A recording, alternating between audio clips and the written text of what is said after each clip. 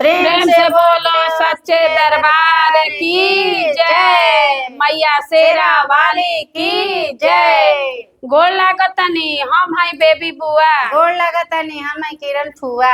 हाँ तब आज तब नवरात्रि के फुआ 9वां दिन है। 9वां दिन आ गइल देखते हाँ देखते। हाँ हाँ। तब 9वां दिन केकर पूजा होला? सिद्धिदात्री के। हाँ सिद्धिदात्री के पूजा होला। वहाँ के शेर पर सवार रहे नी, कमल के फूल पर बैठे नी, लेकिन वहाँ के भोग भी चना खीर पूरी एकरा बाद जेकरा जौन जौन मन करेला अपन अपन भोग लगावेला।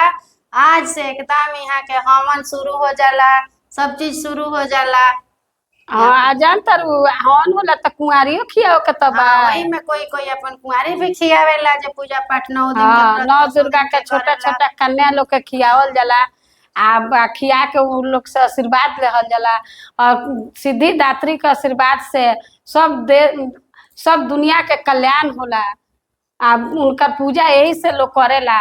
माता के शरण में सब लोग जाला। माता ही अगर चाह दी है जैसे सबका बोला कि ना कल्याण हो जाए। हाँ कि माता चाही है तबे केहू के कल्याण होई। हमरा तारा कोइला से तो कुछ होई अच्छा ना। चलो वहाँ के 10 दिन आदमी सेवा कइले बा तो कुछ तक कल्याण होई। सब हाँ वहाँ के सब तो माता ही क्षमा करेली। हाँ। कितनाहू लड़का गलती करेला तो माता ओकरा के क्षमा करेली। चलो हमने के अपन गीत में से सब दर्शक लोग के सुनावल जाए। गीत के इंतजार में दर्शक बैठल बा। हाँ यो लोग इंतजार करता कि भाई बुआ फुआ अभी हमनियों तक। के तो तनी दशहरा घूमे जाए के बा। हाँ तो जल्दी गाओ के सुनाओ जाता। हाँ, चलो अपन काम दशहरा खत्म घूमल कइल जा। जाओ। हाँ चले के हाँ ऐसा हूँ पटना कलकत्ता के दशहरा नामी होला। हाँ। कम से कम पटनो तो घूमल जा।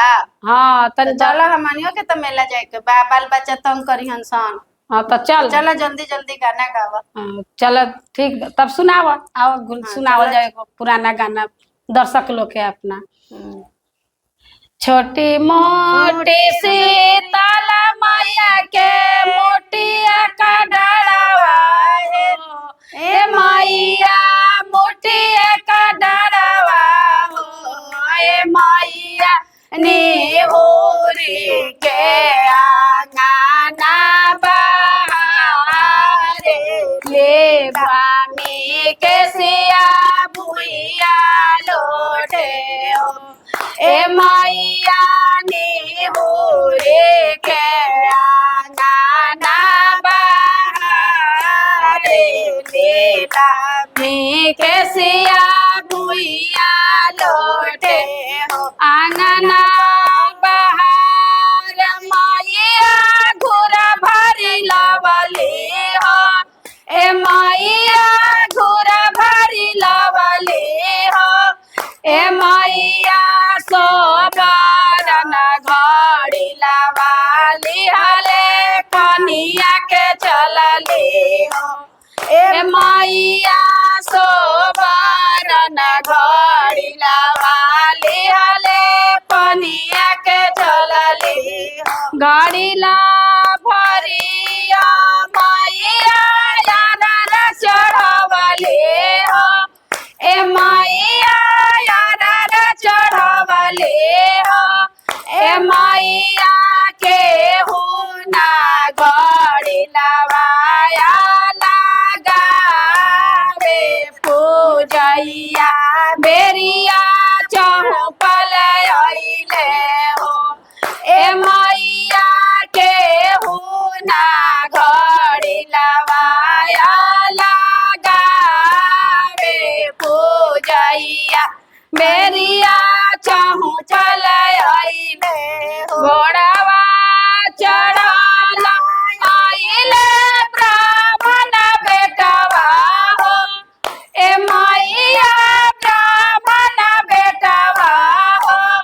ए ब्राह्मण रची एक घड़ी लवाया लगाव पूजैया बेरिया चौपल अइले हो।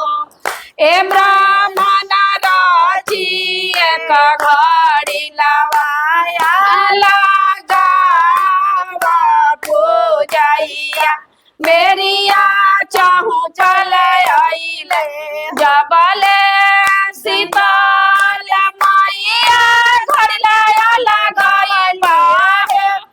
ए मैया घर लाया लगाई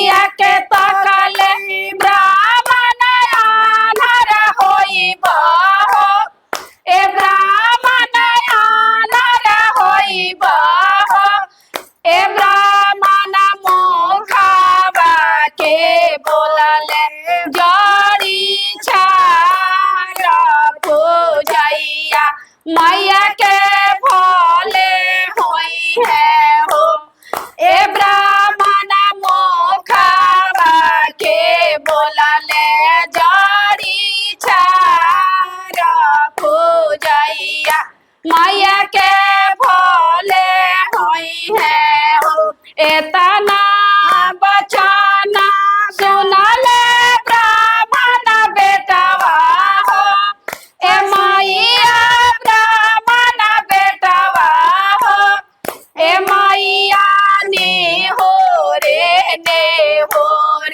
गोड़ावाला गेल पगड़ी लावा आला गावेल खोजैया मैया के भोले होई है हो ए ब्राह्मण ने हो रे